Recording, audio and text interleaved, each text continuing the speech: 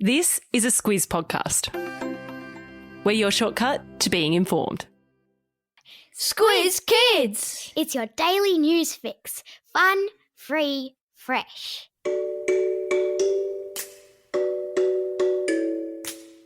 Hello and welcome to Squiz Kids, your fresh take on what's happening in the world around you.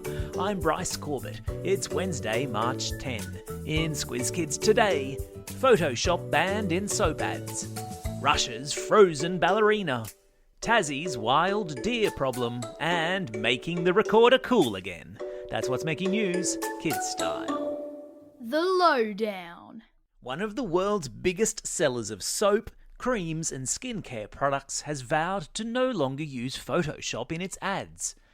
Photoshop is a computer program that can manipulate an image to make it look different from its original.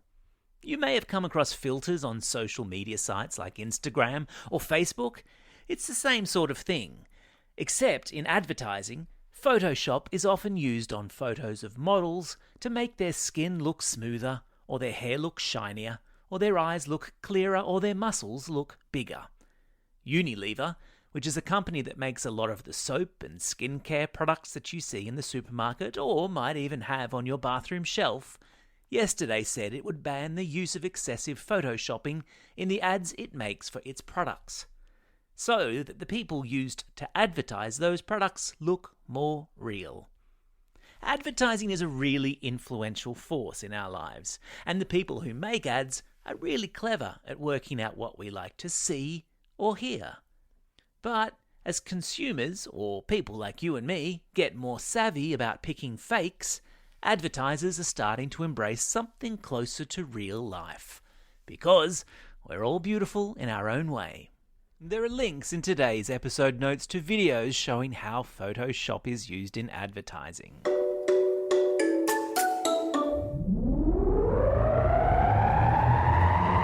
Spin the globe. Each day we give the world globe a spin and find a news story from wherever it stops. And today we've landed in Russia, where a ballerina has danced on a frozen lake to protest against the construction of a port that critics say will disturb the local swan population. Despite the fact it was minus 15 degrees Celsius outside, Russian dancer Elmira Bagratonova put on her leotard, tights and point shoes and headed out onto the ice to perform a dance from her favourite ballet. Afterwards, she said she did it as a protest against plans for a large shipping port to be built there, a site at which swans are known to come and nest. And the ballet from which she chose her dance?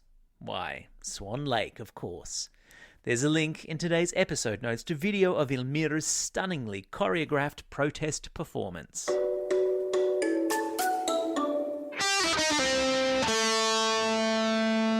Pop Culture Corner. If you're at a school anywhere in Australia, there's a good chance at some stage that you've picked up a recorder. And there's an even better chance your parents, and maybe even your siblings and pet dog, have had to hide under the sofa as you screech and squawk your way through learning how to play it.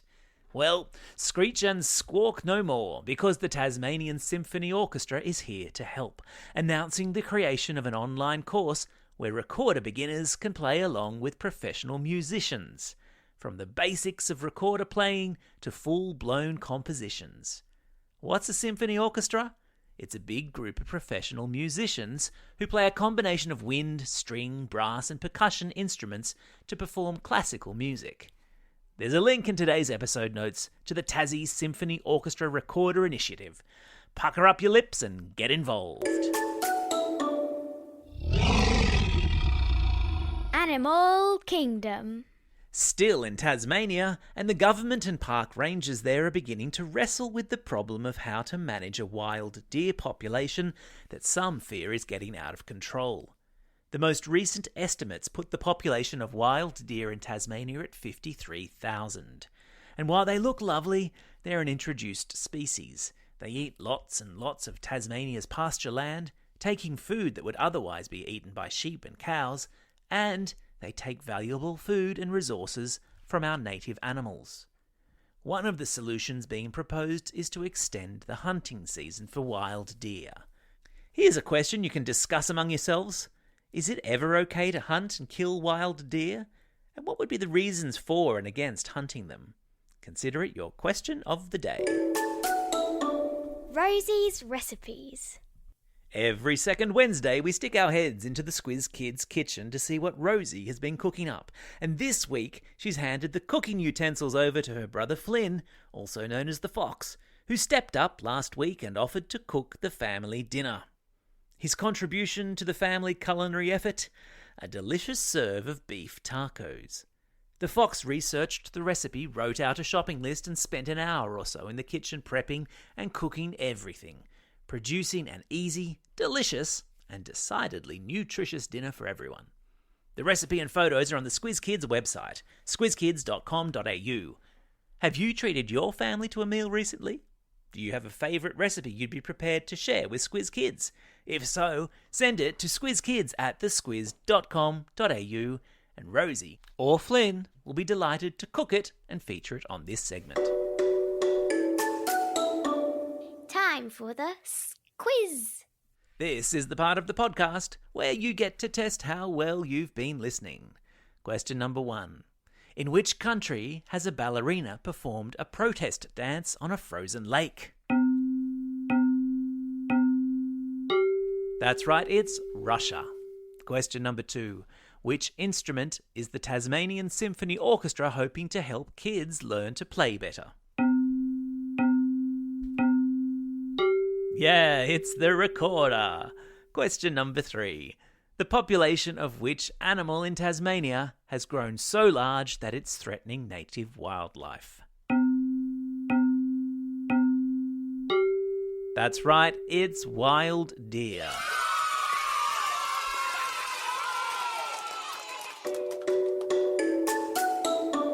Shout-outs.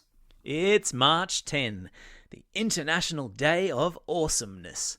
A day to recognise that while no one is perfect, everyone is awesome in their own way. So, that's nice. It's also a special day for these Squiz Kids celebrating a birthday today.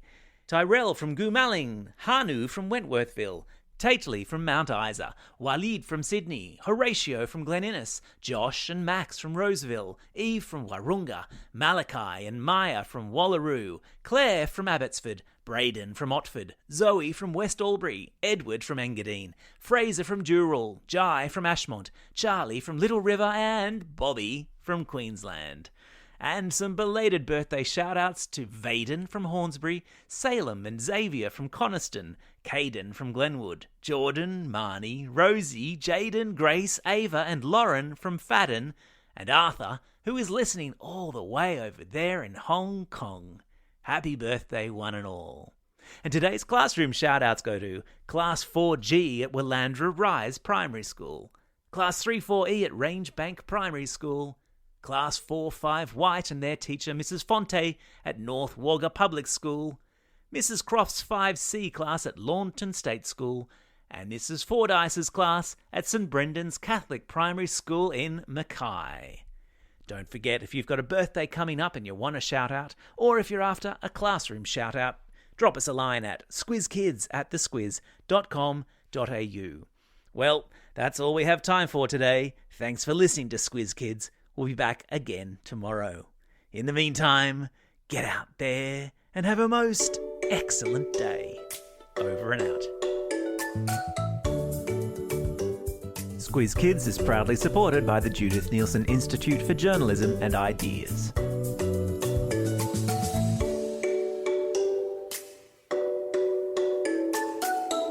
Squiz Kids! It's your daily news fix. Fun, free, fresh.